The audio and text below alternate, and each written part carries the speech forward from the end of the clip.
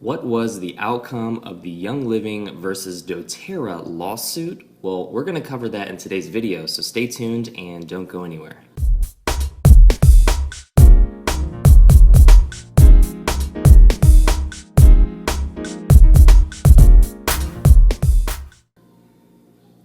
Hey, this is Lance McGowan and Malie Simpson. And today we're going to talk about part one of the Young Living versus doTERRA lawsuit and the outcome that came about here.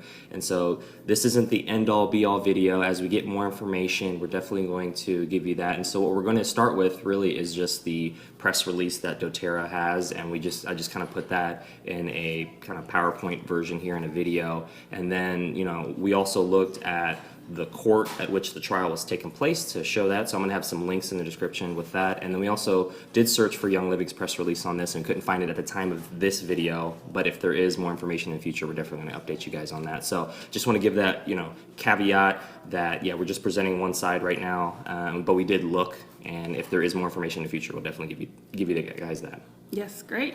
Okay, so we're going to start with the first part here. All right, so in that press release that I was just talking about, it says, Salt Lake City, June 22nd, 2017, doTERRA is pleased to report that after 5 years of defending baseless allegations by Young Living, all charges against doTERRA and its defendants have been dismissed. So that's huge news with regards to this case, and is really great news for doTERRA. Yes, and it's, I'm sure, a big relief that they can, both companies can move on from these allegations in this court trial. That's right. Not surprisingly, a jury of peers found no merit in Young Living's allegations and rejected every single one of Young Living's claims for damages. So, Young Living obviously came to the table with a lot of things that they wanted to, win on, and the fact that all of them were thrown out is also very big news. So. Yeah, it was a long trial, and I'm sure it cost both sides a lot of money. And time. And time. Yep. All right, Young Living's abuse of the judicial system in an effort to slander doTERRA is finally over. And so that is also very huge with regards to, keeping the name clean and, not making it a bashing session. It should never be that between either company's founders or actual folks who are involved as customers or, distributors or wellness advocates. It should be presenting the facts and doing so in a way that really highlights the truth.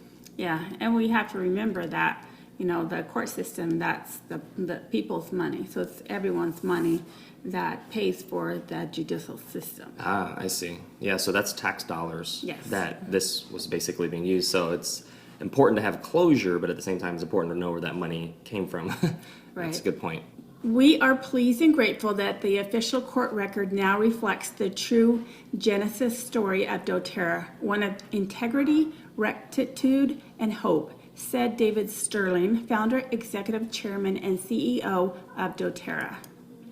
We are vindicated and look forward to moving past this baseless lawsuit and continuing our mission of sharing the purest essential oils with the world. We hope that Young Living will now move forward with its own business challenges and stop wasting resources on frivolous matters. And that's really huge because, the fact that we can put this to rest, kind of put it to bed is, it's great. Obviously there's a lot of charges being put on doTERRA, and the fact that, from the founder, the CEO of doTERRA is able to kind of come out with a statement is very reassuring too. And it's not tick for tack. It's not, again, about bashing companies. It is about the truth, though, and it's what's great is that the court case let that truth shine, and doTERRA was innocent on those things, and so it's huge. Yeah, there's obviously a lot of essential oil companies on the market today, and it is a free market. So, Right. Each company is allowed to be able to produce and source and how their oils how they will. Yep, that's true. All right, when Young Living first filed this lawsuit in 2012, nearly 5 years after the events allegedly occurred, it was quickly made apparent that the object was not legal justice, but rather a sinister and desperate marketing campaign to try to halt doTERRA's remarkable ascension. And that's true. doTERRA has grown since 2008 from 1 or 2 folks in the company with regards to wellness advocates, well over 4 million. Now it's almost 5 million, and it's 2017. So definitely a lot of growth in that time. And whenever that is eating into profits, or people maybe making the decision to move from one company to another, it can make ruffle some feathers. Yes, and it is a little suspect that they waited 5 years to make those allegations, because if they felt like that was true in the beginning, I don't know why they would have waited 5 years. Well, I mean, as a company's growing, that exposure may not also be there, but once it hits like almost critical mass, it's like, oh, it's getting a little bit big. Maybe we need to do something about it, right? And so that could be one thing, but ultimately we don't know. But yeah, that's definitely notable though. Like why wait 5 years for something that was allegedly wrongdoing? Exactly. Its campaign failed as doTERRA became the largest and most recognized leader in essential oils years ago. That's right. Like we said. Yeah, doTERRA is the largest essential oil company. They did so in a very short amount of time relative to other companies. And the fact that that's the truth, I mean, it does kind of bring on, other people who may not like that, right? I mean, if your neighbor gets a new car and they get a, bigger upgrades to the house, you're kind of like, oh, it's kind of nice, Some like haters. You're doing something right when you got some haters. Yeah, that's right. Yes, I'm sure these videos will bring upon many a hater.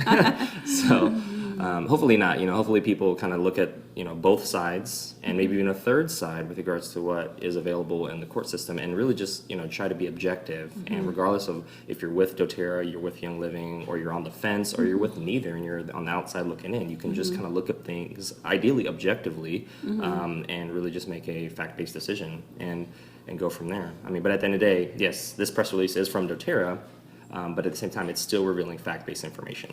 Yes, exactly. All right, so in 2012, Young Living widely distributed a video of Gary Young heralding the filing of this lawsuit, accusing doTERRA and doTERRA leaders of a veritable cornucopia of improper actions. And so that was coming straight from the founder with regards to announcing, hey, we're taking doTERRA to court, and here's why. Right, and that was probably, that where doTERRA was, reaching and going up and rising quickly, and that's where Gary Young started, noticing and probably feeling like there was definitely some huge competition to his company. Yeah, I mean, that's almost, it's like 4 years after doTERRA started in 2012, and, in the first few years, you're probably like, is the company really going to do anything? Yes, grew exponentially, like crazy. Like, I mean, doTERRA grew at the same rate as Apple in their same time in history, which is exponential. And so it's very evident that doTERRA obviously adds a lot of value through education and quality oils. But when somebody sees that, it's kind of like, I like the saying, you can either build, like if you want to build the biggest building in town or in the city, you can build the biggest building in town, or you can tear down all the others, right? And so you have a couple options. doTERRA chose to build the biggest building, and they did so. Yes, and they had that vision, I think, when those executives left Young Living, then they had that vision to just improve upon what they saw was, some faults and some things that weren't done correctly and were somewhat deceiving to their customers and to the world. That's right. We have Mali's grandson in the background here. He is outraged about what these allegations were. No, I'm just kidding. I'm just kidding. No, we're good.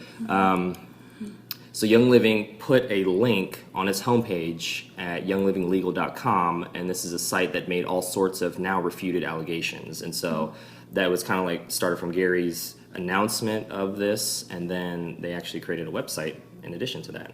Yes, and I remember that. I actually did join doTERRA in 2012, and I remember soon after that there was a random blog about the peppermint oil being adulterated, and that it was tested, and doTERRA's peppermint oil was found adulterated. And so that spread very quickly, of course, as doTERRA was rising, and then doTERRA actually did their own campaign where they actually invited people to send in whatever peppermint oil they used from whatever company and have it tested. And so they would get the exact chemical constituents of their peppermint oil so they would know the purity of what they were using. Wow. So that's kind of like a response to that, right? It's not like, hey, we're not going to do anything about it. But what's interesting also is that Young Living pushed propaganda about this lawsuit through every means imaginable. So Young Living even hired an expert who astoundingly quantified the estimated damages to $350 million, $8,747. So over $350 million in reported, damages from an expert, right? Use that term loosely. And it was propaganda because it was information obviously coming from one source. And so all the people who are like, Lance, you're so biased on who you're representing. It's like, well, we have to look at, this is coming from the founder of that company, right? And so he's created, allowed the approval of this website to be created, had an expert who, quantified these damages at 350 million plus. And again, the lawsuit showed that none of the allegations were true. So let's just, rewind a little bit. None of these were true. So right. Possibly they may have lost that and more in revenue because of another company coming up. That is possibly true. But as far as damages, that's a little excessive. Yeah, it was not verifiable. Again, they waited a long time, 5 years, almost 5 years or 4 years since doTERRA came out, and none of the allegations are true. So. All right, Young Living continued its disinformation campaign until the court began throwing out claim after claim because Young Living did not have the facts to back up its allegations. And I think this is kind of the heart of everything right here. It was disinformation or information that was not accurate, number one, and then the court began throwing out the claim that Young Living was making because they did not have the facts to back up what they were saying. And so this whole video is basically giving you the facts of what happened, yes, from one side, but trying to get as much on both sides. And that's why this is only part one, right? So there's going to be more videos, but at the same time, this is what happened. Like if somebody's going to, hang their coat on something, it's this right here. Yes, I know for me, if I was taking someone to court, I actually am taking someone to small claims court right now. I was working on that last night. But, and I was reading through all the, legal information on the website from the county and the government. And, it said, you have to have these, you have to have witnesses, you have to have, factual information. You have to be able to prove your point. Otherwise, you're kind of wasting your time, the court's time, and the other party's time. Yeah. Having fact-based information. I mean, you cannot argue with the facts. Now, you want to make sure that the facts are accurate, and you want to make sure that the facts are complete, and then you want to make sure that they're interpreted properly. So there's three elements to having the facts. It's not just, here's the facts, so I always look at that at the same time and acknowledge the obvious, right? And so when I say that, that's why I'm saying all this information we're presenting on these slides are from the press release from doTERRA. Yes, it's one-sided, sound like a broken record, because I can already hear people in the comment section. But yeah, the point is that the court threw out all of the allegations from Young Living because they did not have the facts to back it up. Right. It was more of a he said, she said kind of situation, which doesn't hold up in a court of law. No. All of a sudden, Gary Young's video was removed, and the prominent link at younglivinglegal.com was taken down. So that's huge as well, right? And so put up a site that has disinformation or not factual information or inaccurate information, and then take it down because they don't want to get countersued or or they don't want to have that being put on blogs and then kind of putting them on blast, right? So you don't want to. It sounded more of like a smear campaign. In politics, that's done a lot, right? When you want to make somebody look bad, you just put out the fact that they had a baby mama or they had an affair or they cheated on their taxes. Or, right. We're not going to go into the presidential debate last year. No, let's not go there last. Right. But the point is it's smear campaigns aren't good. They can be effective from a smearing standpoint, but not from a fact-based and integrity standpoint, right? Right. No, we don't want to go there. So. Right. All right. So this is kind of the cornerstone of this video, and it's top 6 factors to consider with regards to Young Living and doTERRA. So whether you're with Young Living already, or you're with doTERRA, or you're on the fence with either, or you're not involved, the purpose of this is just to help you think about what's not available on the Seed to Seal website. Okay, and so I'm requesting you to think about this, because a lot of people, I've talked to people who are like, oh, I'm on the fence of Young Living, I don't know if should doTERRA. This is not about joining our team or enrolling. This is about giving you the facts and letting you make your own educated decision, whatever you choose. So let me just be clear, this is just about you thinking about these things and trying to get that information, and that's it.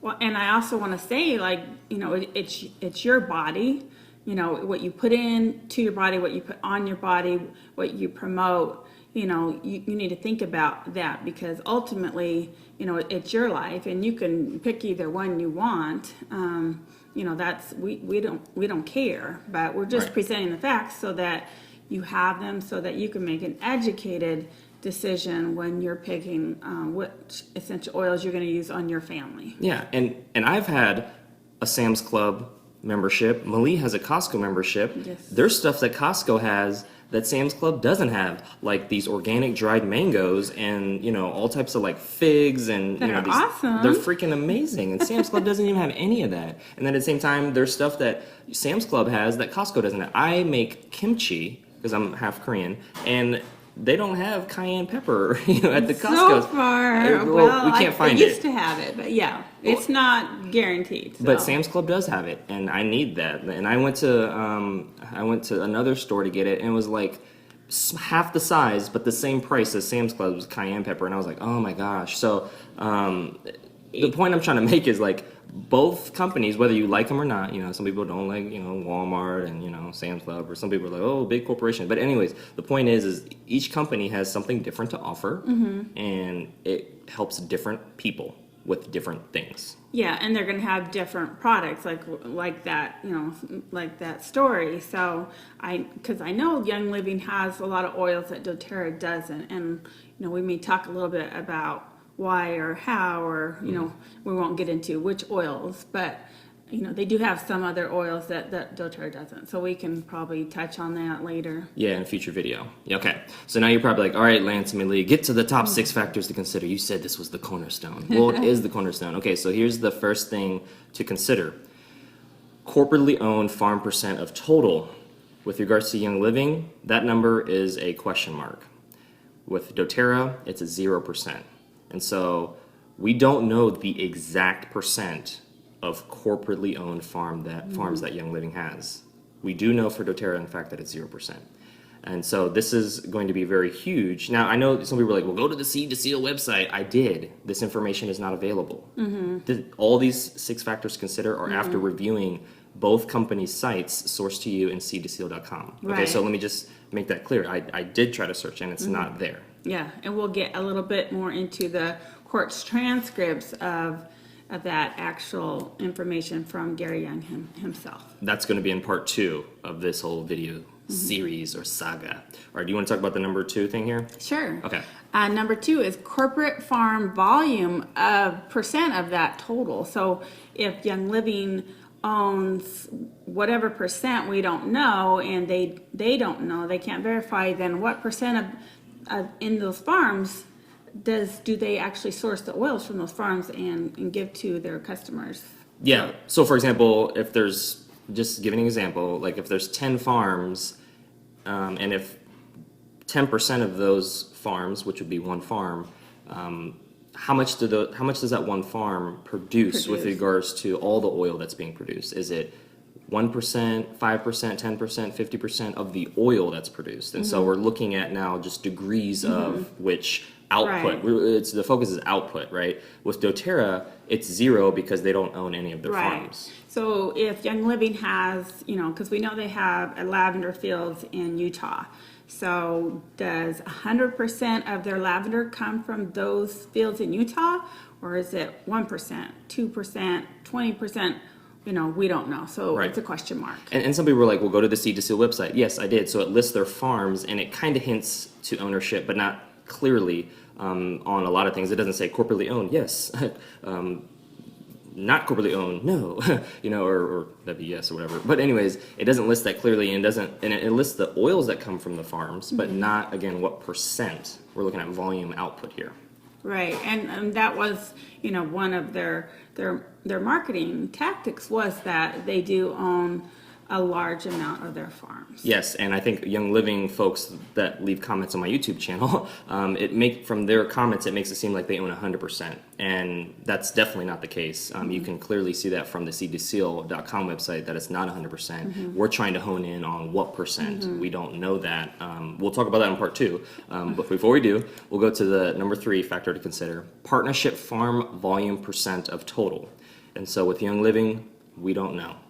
We know that they do partner with other farms that they don't own to help with producing these oils, but we don't know what percent. With doTERRA, it's 100%. So they basically work with farmers and growers where they're indigenously grown to provide the oil that they source. Right, so they don't buy out farms out from underneath these small growers that have owned this land and where they live and work.